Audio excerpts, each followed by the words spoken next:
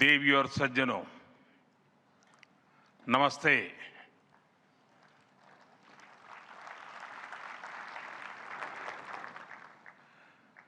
दुनिया की सबसे बड़ी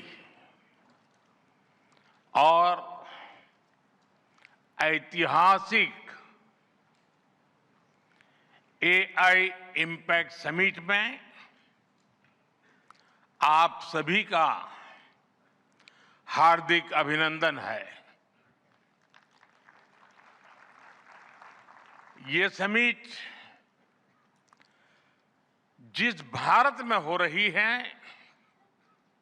वो भारत 1/6 ऑफ ह्यूमैनिटी को रिप्रेजेंट करता है। भारत दुनिया की सबसे बड़ी युवा आबादी का देश है, सबसे बड़े टेक टैलेंट पूल का केंद्र है, सबसे बड़े टेक एनेबल्ड इकोसिस्टम का उदाहरण है। भारत नई टेक्नोलॉजी बनाता भी है और उसे अभूतपूर्व तेजी से अपनाता भी है। नई टेक्नोलॉजी के प्रति उत्सुक 140 करोड़ भारतीयों की ओर से मैं आप सभी heads of governments, global AI ecosystem के लीडर्स और इनोवेटर्स का इस समिट में स्वागत करता हूं, आपका आभार व्यक्त करता हूं। इस समिट का भारत में होना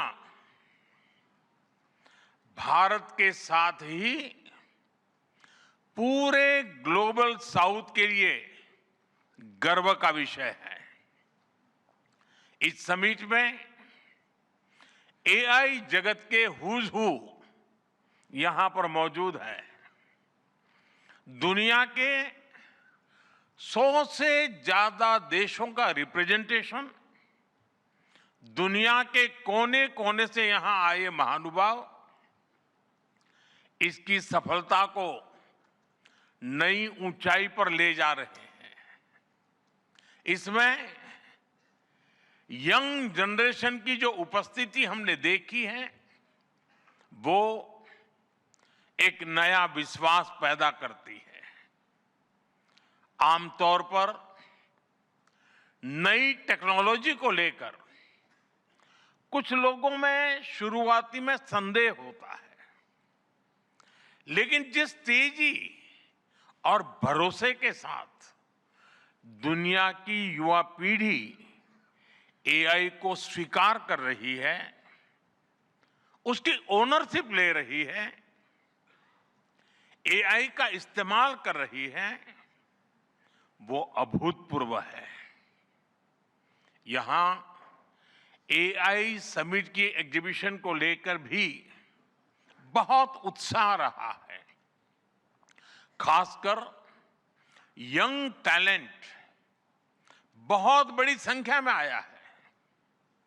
एग्रीकल्चर, सिक्योरिटी, दिव्यांगजनों की मदद, मल्टीलिंगुअल पॉपुलेशन की तमाम जरूरतों से जुड़े जो भी सॉल्यूशंस यहां प्रेजेंट किए गए हैं वो इस फील्ड में मेड इन इंडिया की ताकत और भारत की इनोवेटिव कैपेबिलिटीज का बहुत बड़ा उदाहरण है। साथियों, मानव इतिहास में हर कुछ शताब्दियों के बाद एक टर्निंग पॉइंट आता है और वो टर्निंग पॉइंट सभ्यता की दिशा रीसेट करता है और वहीं से विकास की रफ्तार बदलती है। सोचने, समझने और काम करने के पैराडाइम बदलते हैं। और दिलचस्प बात यह है, जब हम ट्रांसफॉर्मेशन के उस दौर में होते हैं तब उसके वास्तविक इंपैक्ट का अंदाजा भी नहीं होता। जब पत्थरों से पहली बार स्पार्क निकला, किसी ने नहीं सोचा था कि वही चिंगारी सिविलाइजेशनल की फाउंडेशन बनेगी। जब बोली को पहली बार लिपि में बदला गया, किसी ने नहीं जाना था कि रिटन नॉलेज फ्यूचर सिस्टम की बैकबोन बनेगी। जब पहली बार सिग्नल्स को वायरलेस ट्रांसमिट किया गया, किसी ने कल्पना नहीं की थी कि एक दिन पूरी दुनिया रियल टाइम में कनेक्ट होगी। साथियों, आर्टिफिशियल इंटेलिजेंस मानव इतिहास का ऐसा ही ट्रांसफॉर्मेशन है। आज जो हम देख रहे हैं, जो प्रिडिक्ट कर रहे हैं, वो इसके इंपैक्ट का सिर्फ प्रारंभिक संकेत है। एआई मशीनों को इंटेलिजेंट बना रही है, लेकिन उससे भी अधिक मानव सामर्थ्य को कई गुना बढ़ा रही है। अंतर सिर्फ एक है, इस बार स्पीड भी अभूतपूर्व है और स्केल भी अप्रत्याशित है। पहले टेक्नोलॉजी का इंपैक्ट दिखने में दशकों लगते थे। आज मशीन लर्निंग से लर्निंग मशीन तक का सफर तेज भी है, गहरा भी है, व्यापक भी है।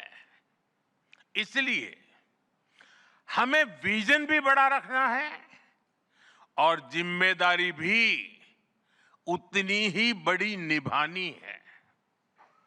वर्तमान पीढ़ी के साथ ही हमें इस बात की भी चिंता करनी है कि आने वाली पीढ़ियों के हाथों में हम एआई का क्या स्वरूप सौंपकर जाएंगे। इसलिए आज असली प्रश्न यह नहीं कि भविष्य में आर्टिफिशियल इंटेलिजेंस क्या कर सकती है। प्रश्न यह है कि वर्तमान में हम आर्टिफिशियल इंटेलिजेंस के साथ क्या करते हैं।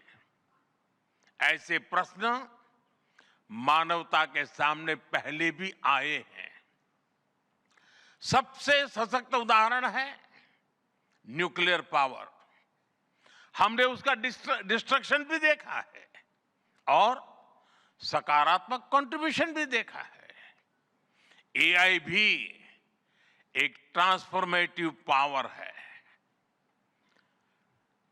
दिशाहीन हुई तो डिसरप्शन, सही दिशा मिली तो सॉल्यूशन। एआई को मशीन सेंट्रिक से ह्यूमन सेंट्रिक कैसे बनाएं,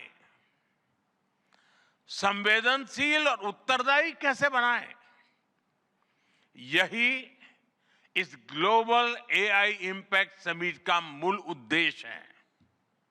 साथियों, भारत एआई को किस दृष्टि से देखता है, उसका स्पष्ट प्रतिबिंब इस समिट की थीम में है। सर्वजन हिताय, सर्वजन सुखाय, welfare for all, happiness of all. यही हमारा बेंचमार्क है।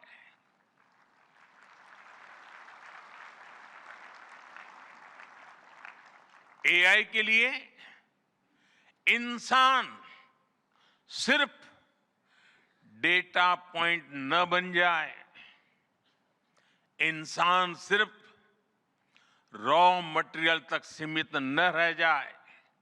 इसलिए एआई को डेमोक्रेटाइज करना होगा, इसे इंक्लूजन और एम्पावरमेंट का माध्यम बनाना होगा और विशेष रूप से ग्लोबल साउथ में। साथियों, हमें एआई को ओपन स्काई भी देना है और कमांड भी अपने हाथ में रखना है। जैसे जीपीएस होता है, जीपीएस हमें रास्ता सुझाता है, लेकिन हमें किस डायरेक्शन में जाना है, इसकी फाइनल कॉल हमारी ही होती है।